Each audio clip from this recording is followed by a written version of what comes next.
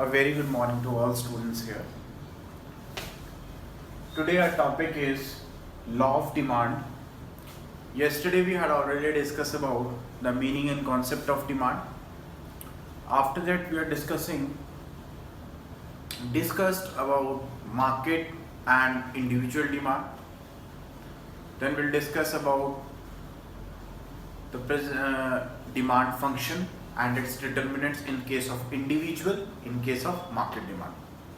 But today our topic is law of demand. What is law of demand? सबसे पहले तो मैं आपको ये बता दूं कि जब भी इकोनॉमिक्स में जहाँ पे भी लॉ आएगा समझ लो वहाँ पे असम्पशंस लेके चलनी है आपने कुछ भी। मैंने आपको ये बहुत पहले भी बता दिया था, जूम क्लासेस पे चैप्टर में ये चीज़ें मैंने आपको क्लियर कर चुका हूँ, पर फिर मैं दोबारा आपको अगेन एक बार रिपीट कर रहा हूँ कि law of demand states that other thing remain constant, there is an inverse relationship between price and quantity demand. What it means? It means that there is an inverse relationship between price and quantity demand. Law of demand जहां पे भी आएगा बेटा वहां पे ये line लिखनी जरूरी है, अदर थिंग रिमेन कांस्टेंट। बहुत इंपॉर्टेंट है, अदर थिंग रिमेन कांस्टेंट। इसका मतलब क्या है कि कुछ चीजों को हम अदर थिंग्स को हम कांस्टेंट लेके चलेंगे इसके अंदर, जिसमें से कि प्राइस बढ़ेंगे तो डिमांड कम होगी, प्राइस कम होंगे तो डिमांड बढ़ेगी। इसका मतलब ये है there is a inverse relationship between price and quantity demand. It means if the price of good increases, the demand will decreases. The price of the good decreases, the demand will be increases, or vice versa. We can say here after law of demand definition, you have to write some assumptions. 3 assumptions I have already read. वैसे 3 के अलावा 4-5 assumptions हैं book के अंदर, मैंने 3 important assumptions लिखी हैं। assumptions का मतलब होता है कि हम अनुमान लगा के चल रहे हैं कि जैसे मैंने आपको बोला बेटा अभी इन केस ऑफ आधे घंटे के बाद बारिश आ जाएगी, ये तो अनुमान लगा के चल रहे हैं, क्लाइमेटिक कंडीशन देख के हम। तो इसी तरीके से जब भी लॉ निकलता है यहाँ पे तो कुछ एक चीजों को हमें क्लाइमेटिक कंडीशंस को देख के असम्पशंस लगा के चलनी पड़ती है। यहाँ पे पॉइंट है टेस्ट और प्रेफरेंस कंज्यूमर का हमेशा कांस्टेंट रहता है, वो कहता है सेम रहता है। कैसा होता है? ये एक assumption, taste and preference of the consumer remain constant. कहता है there is no change in income of the buyer, buyer की इनकम कभी चेंज नहीं होती, मेरी सैलरी मेरी इनकम कभी चेंज नहीं होगी, ऐसा होता है। थर्ड पॉइंट है price of related goods do not change, जो रिलेटेड गुड्स के प्राइसेस हैं वो कभी चेंज नहीं होते। यहाँ पे वर्ड देखो बेटा, दोबारा से सुनो, रिलेटेड गुड्स।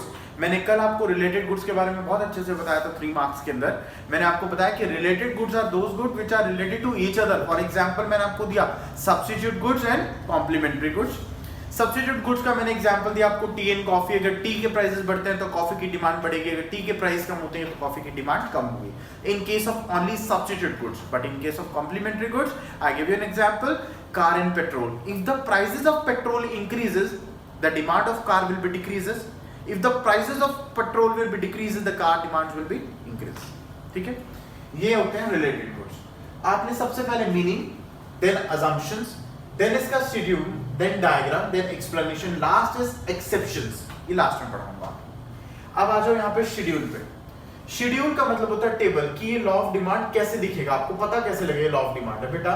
प्राइस और क्वांटिटी डिमांड देखो, देखो प्राइस के अंदर कम होने से डिमांड का बढ़ना दिख रहा है कि आपको प्राइस कम होते दिखाई दे रहे हैं, क्वांटिटी डिमांड आपको इंक्रीज होती दिखाई दे रही है। ये हमारे पास लॉ ऑफ डिमांड। ठीक है, देखिए यहाँ पे हमने y एक्सिस पे हमेशा प्राइस लेने हैं, x एक्सिस पे हमेशा क्वांटिटी डिमांड लेनी है बेटा। ये dd आपके पास डिमांड कर्व है, this is called demand curve. We can say here a law of demand. p से p1 पे प्राइस आ रहे हैं, ठीक है।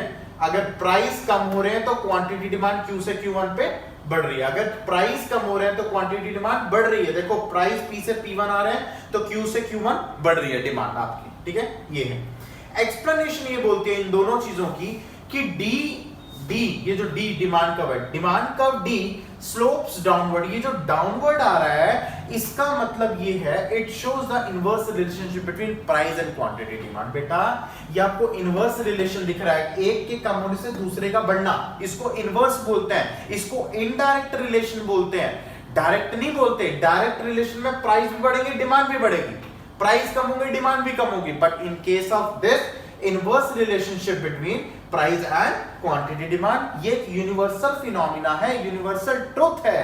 क्या इन केस ऑफ नॉर्मल गुड्स के केस में क्या होता है, प्राइस कम होंगे तो डिमांड बढ़ती है, प्राइस ज्यादा होंगे तो डिमांड कम हो जाएगी बेटा। This is called law of demand, इसको हमने लॉ ऑफ डिमांड बोला है, ठीक है। This is called law of demand. ये हमारे पास लॉ ऑफ डिमांड हो गया, शेड्यूल हो गया, डायग्राम हो गया, इसके एक्सप्लेनेशन हो गया लास्ट में। जो इतने सही सारी बातें पढ़ ली चलो लॉ ऑफ डिमांड की। अब लॉ ऑफ डिमांड एप्लीकेबल कहां नहीं होता, ठीक है। कुछ एक एक्सेप्शंस हैं जहां पे लॉ ऑफ डिमांड एप्लीकेबल नहीं होता। हमारी बुक में 3 दे रखे हैं, वैसे तो बहुत सारे एक्सेप्शंस बन सकती हैं। फर्स्ट एक्सेप्शन का नाम है बेटा आर्टिकल ऑफ डिस्टिंक्शन, बहुत इंपॉर्टेंट है। जब भी आप फाइल बनाएंगे, अगर डिमांड के ऊपर कोई प्रोजेक्ट फाइल बनाता है तो उसके अंदर ये लॉ ऑफ डिमांड का टॉपिक जरूर डालता है और एग्जामिनर जरूर पूछता है आपसे, ठीक है, कि बेटा आर्टिकल ऑफ डिस्टिंक्शन क्या बताता है। Article of distinction professor Webley ने निकाला 1803 के अंदर।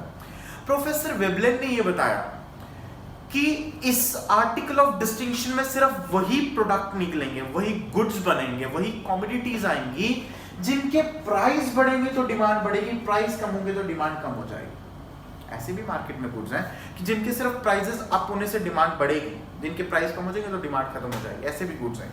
फॉर एग्जाम्पल कॉस्टली कारपेट हो गया, हमारे इलेक्ट्रॉनिक गैजेट्स हो गए। आपके पास एग्जाम्पल है बेटा, आज के टाइम में अगर सभी एग्जाम्पल आईपैड है, आईफोन्स हैं आपके पास, आई वॉचेस हैं, एयरपॉड्स हैं, ठीक है, या आपके पास कॉस्टली पेंटिंग की बात करें कि अगर उनके प्राइसेस बढ़ेंगे तो डिमांड बढ़ेगी, प्राइसेस कम हो जाएंगे तो डिमांड कम। लग्जूरियस कमोडिटीज आती हैं इसके अंदर, ध्यान रखना आर्टिकल ऑफ डिस्टिंक्शन में। इसके अंदर देखो ये दोनों चीजें इंक्रीज हो रही हैं, ये इसके अंदर नहीं आता लॉ ऑफ डिमांड में, नहीं, ये इसकी एक्सेप्शन है क्योंकि दोनों चीजें इंक्रीज हो रही है, यहाँ बढ़ रही है और यहाँ कम हो रही है। पर यहाँ डायरेक्ट रिलेशन है, यहाँ इनडायरेक्ट रिलेशन है, यहाँ इनवर्स रिलेशन चल रहा है, ध्यान रखना। बट यहाँ पे डायरेक्ट रिलेशन चल रहा है, आपके पास पॉजिटिव रिलेशन बोलते हैं इसको। सेकेंड पॉइंट है गिवन गुड्स। गिवन गुड्स के बारे में बहुत सुना है। गिवन गुड्स को हाईली इंफीरियर गुड्स के नाम से जाना जाता है। हाईली इंफीरियर कहता है कि अगर इसकी इनकम नेगेटिव है, किसी पर्सन की इनकम नेगेटिव हो रही है, 50,000 थी कोरोना के टाइम में, उसको सैलरी 25,000 मिल रही है, बट चीजों के प्राइसेस तो वही है ना, ऑनियन के, वेजिटेबल्स के, फ्रूट्स के प्राइसेस तो बढ़ ही रहे हैं ना। तो इनकम के नेगेटिव होने से प्राइस इफेक्ट का गुड्स का चेंज होना, बढ़ना, उसको बोलते हैं गिवन गुड्स में आते हैं ये सब, ठीक है। ये ड्रॉबैक है बेटा, एक्सेप्शन। लास्ट है इरैशनल जजमेंट। इरैशनल जजमेंट होता है कि आज के टाइम में कंज्यूमर गुड्स को इरैशनली जज कर रहा है, मतलब उसकी क्वालिटी, उसकी क्वांटिटी। आज के टाइम में कस्टमर कहता है मेरे क्वालिटी के लिए कॉन्शियस, वो बहुत कॉन्शियस है, वो बिल्कुल भी बार्गेनिंग नहीं करता रिगार्डिंग क्वालिटी। वो कहता है क्वालिटी अच्छी तो मैं आपको प्राइसेस दूंगा। तो कहता है इरैशनल जजमेंट बोलता है अगर प्राइस बढ़ेंगे तो क्वांटिटी डिमांड बढ़ेगी, प्राइस कम हो जाएंगे तो डिमांड खत्म हो जाएगी। ये सिर्फ क्वालिटी बिहेवियर डिपेंड रहता है, ये वाले गुड्स, ठीक है।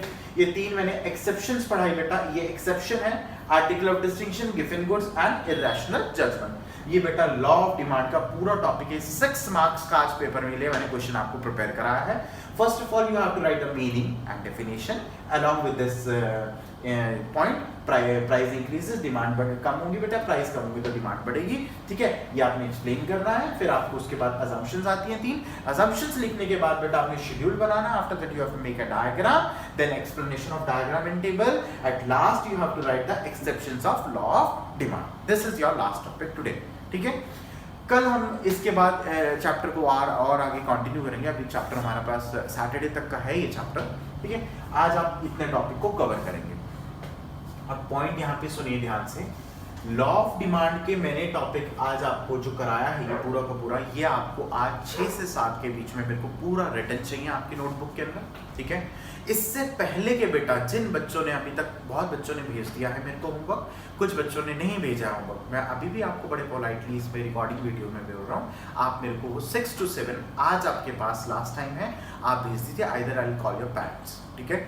6 to 7 में मेरे को ये सारा लिख के भेजो बेटा, पढ़ो इसको, स्टडी करो। किसी को कोई भी क्वेरी आ रही है मेरे से क्वेश्चन डिस्कस कर सकता है यूट्यूब क्लास में, ठीक है। आप मेरे को लिख के भेजो, मैं आपको उसका रिप्लाई दूंगा, ठीक है। आप मेरे को कॉल भी कर सकते हो अगर आपको किसी को कोई प्रॉब्लम आ रही है। 6 to 7 में आज आपको ये सारा काम कंप्लीट करके भेजना है, ठीक है। Thank you so much for today's class.